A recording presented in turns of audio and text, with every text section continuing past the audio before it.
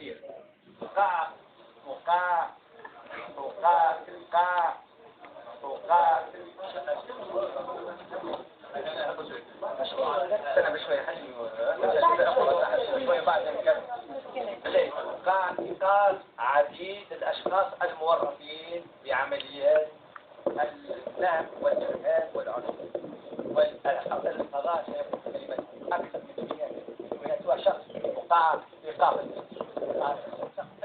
وقع إيقاف أيضا الناس اللي محرضين، وسيكشف أيضا شكون الأيادي اللي وراء هذوما، لأن عادة الناس اللي تو بالأموال مش هما اللي هما مصدر الأموال، فما ناس أعطاهم الأموال هذه سيتم. فما اتخاذ إجراءات أيضا لإيقاف عديد الأطراف التي نعرفوها تتحرك وتنسج هذه الخيوط متاع المؤامرة.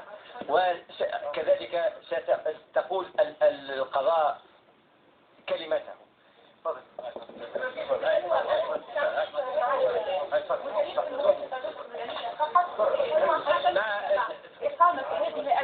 تعتبر أنه المجموعة تفضل.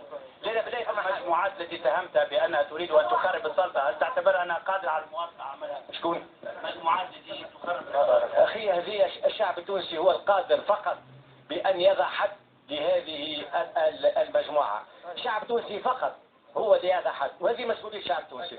والاستعدادات الأمنية نعم. الاستعدادات الأمنية فما شفتوا لاحظتم بأنه وقع إيقاف عديد الأطراف التي كانت وراء العمليات التخريب، وكذلك وسيقعد إحالتهم على العدالة لتقول كلمتها، وسنتمكن من التعرف في من يكون وراءهم.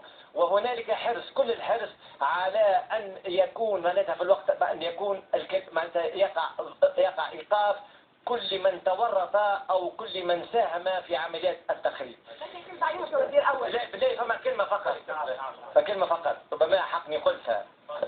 اليوم نقول لك كمواطن باعتبار أن قدمت استقالتي ولست أصبحت بعد الاستقالة غير وزير أول، نعطي رأي خاص بالنسبة للفترة القادمة، وخاصة أن الفترة القادمة مش تكون فترة هامة حاسمة، والشعب التونسي سيقول كلمته بكل حرية وفي إطار المصداقية التامة.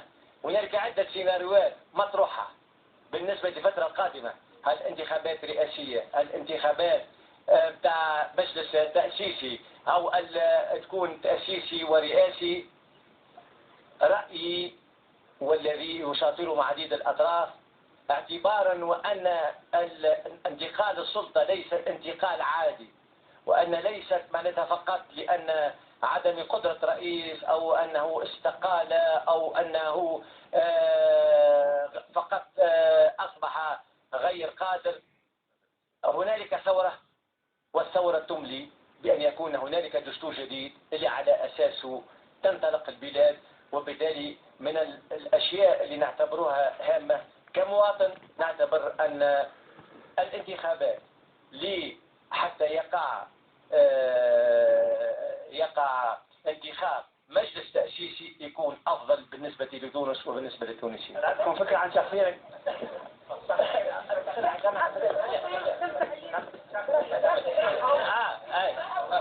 لا لا بلاي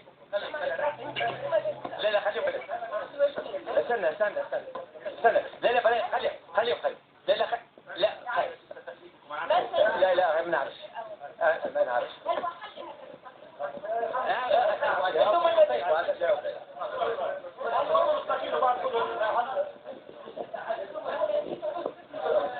يلا يا خالد مستقيل خضر. يلا هات الوقت. نزلوا لي الكاميرا لمين؟ فيسع في برا.